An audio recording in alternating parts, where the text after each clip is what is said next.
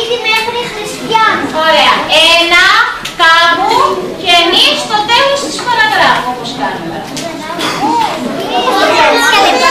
Το σημειώσατε όλοι οι αναγνώστες.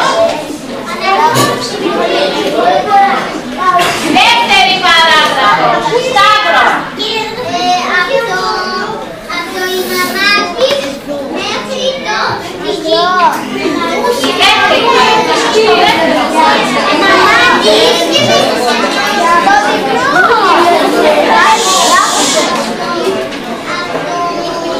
Λοιπόν, ακούμε το Σταύρο Κώτη.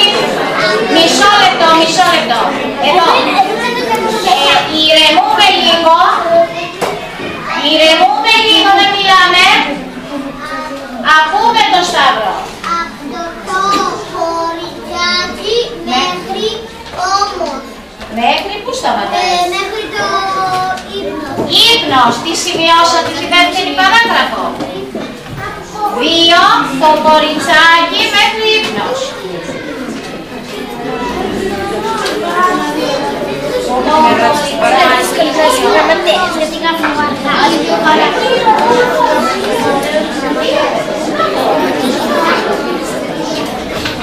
Το 3 να μας το πει ο Βασίλης. Όμως καθώς Το πλαίσιο, εσείς ο οποίος. Όμως μέχρι πολύ. Η τέταρτη να μας την πει ο Άγγελος.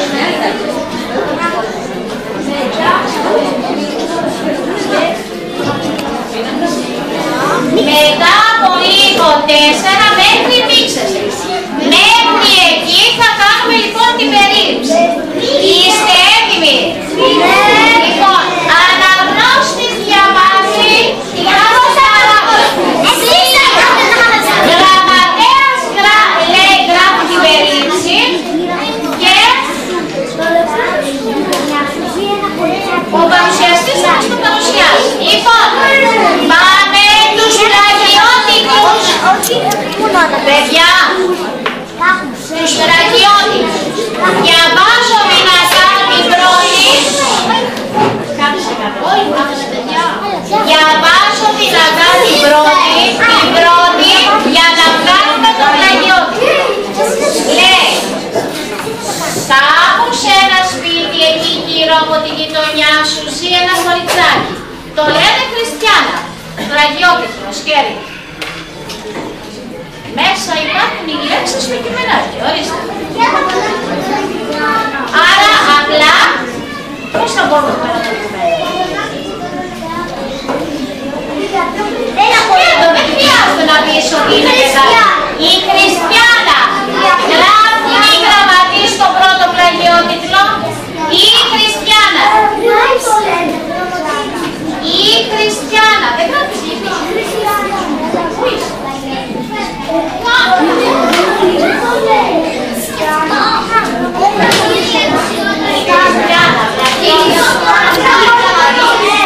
Όλοι οι γραμματείς γράφουνε το πλαγιότιτλο Φίλιππε.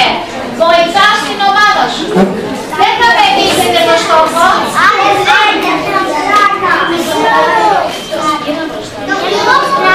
Η Χριστιανά. Δεν γράφουμε παιδιά περίληψη, γράφουμε τους πλαγιώτιτλους. Πάμε στο δεύτερο. Διαβάζω τη δεύτερη παράγραφο. Όλοι οι γραμματείς γράψανε η Χριστιανά. Ωραία. Δεύτερη.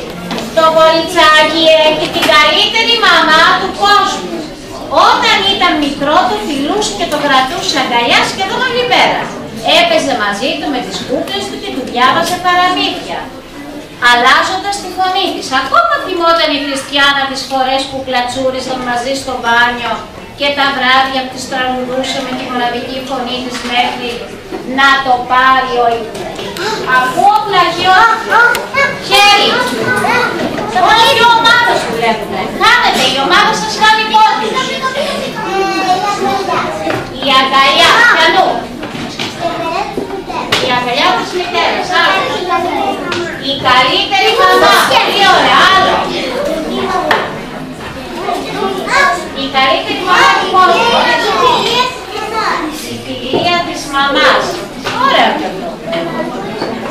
τον ανούρισμα της μητέρας. Η λυπή δεν είναι εδώ. Αυτό λέει ότι όλα περνούσαν ωραία. Άρα, Βασιλεία, η καλή μαμά. Η καλύτερη μαμά. Άκουσε το παλιότιτλο. 2. Η καλύτερη μαμά. Το γράψατε?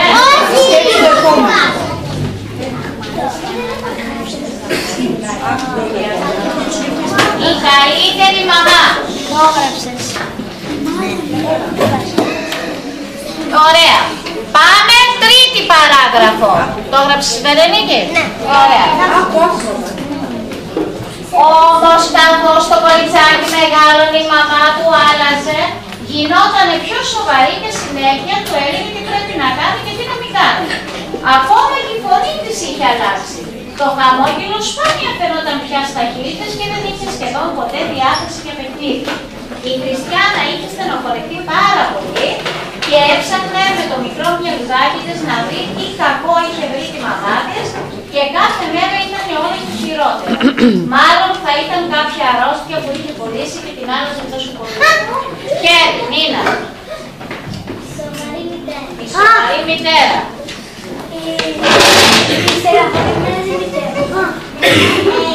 Τι έπαθε καλέ, τι έπαθε? Η αλλαγή της μαμάς. Η αλλαγή της μαμάς. Το χαμόγελο σοβαρή. Η λυπημένη μαμά.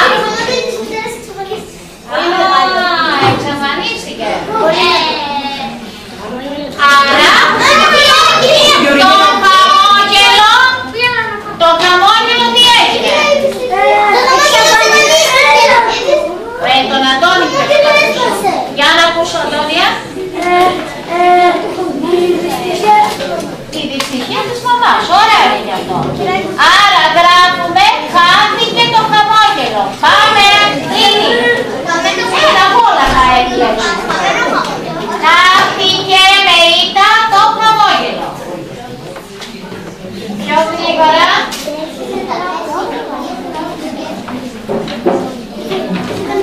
Λοιπόν, ως εδώ μπορεί κάποιος να μου πει μερικά λόγια ξεκινώντας από τους πλαγιότιτλους στην περίληψη πριν πάμε στο 4. Βερονίκη. Η Χριστιάνα είναι ένα κοριτσάκι που έχει την καλύτερη μαμά του κόσμου. Ωραία. Δεύτερη.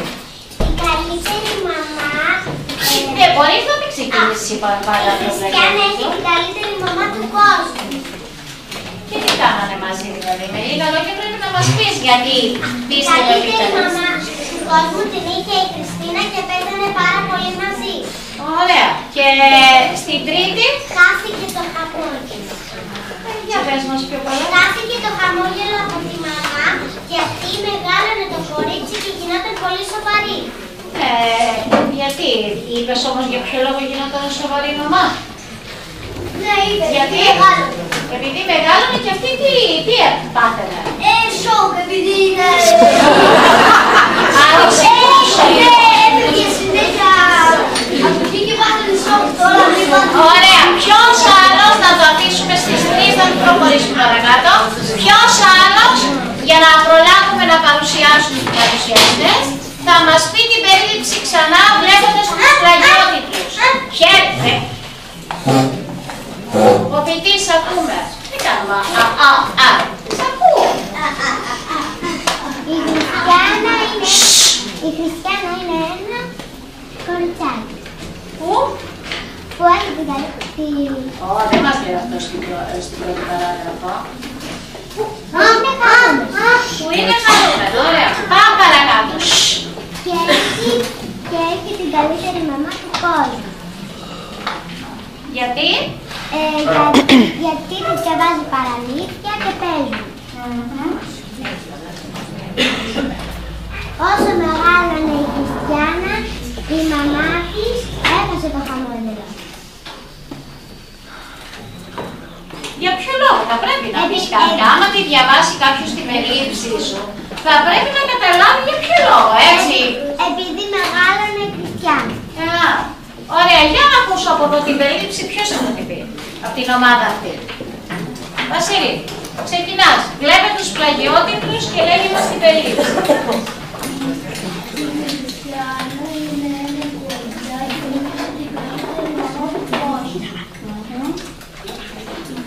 Όταν ήταν μικρή η Χριστιάνα,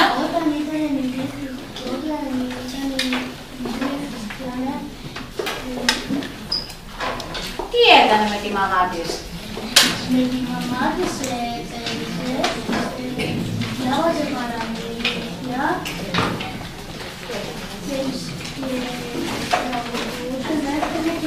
ωραία. Τρίτη. όσο πιο πολύ μεγάλωνε Η Χριστιάνα. όσο πιο πολύ χαλώνε το χαμόγελο από τη μητέρα. Ωραία. Λοιπόν, τώρα, με τα τρία χτυπήματα λοιπόν που κάνουμε, συγκεντρωνόμαστε κοντά ένας στον άλλο, βοηθάμε τη γραμματέα ή τον γραμματέα να γράψει την περίληψη αυτή που είπαμε και μετά γυρίζουμε το χαρτάκι μας για να ζωγραφίσουμε, γρήγορα όμως, σκίτσο, όποιος είναι. Κάποια εικόνα από το κείμενό μας. Το μυαλό λαμπρό το έχουμε στην ομάδα μας. Με τα τρία χτυπήματα λοιπόν που κάνουμε, συγκεντρωνόμαστε κοντά, κατεβάζουμε κάτω, αυτό είπαμε. Όχι, δεν κάνουμε άλλο γιατί είναι πολύ σοφρός που χρειαζόμαστε. Λοιπόν, έτοιμοι? Ναι! Φίλιππε, είσαι έτοιμος με πώς? Περίληψη. Ξεκινάμε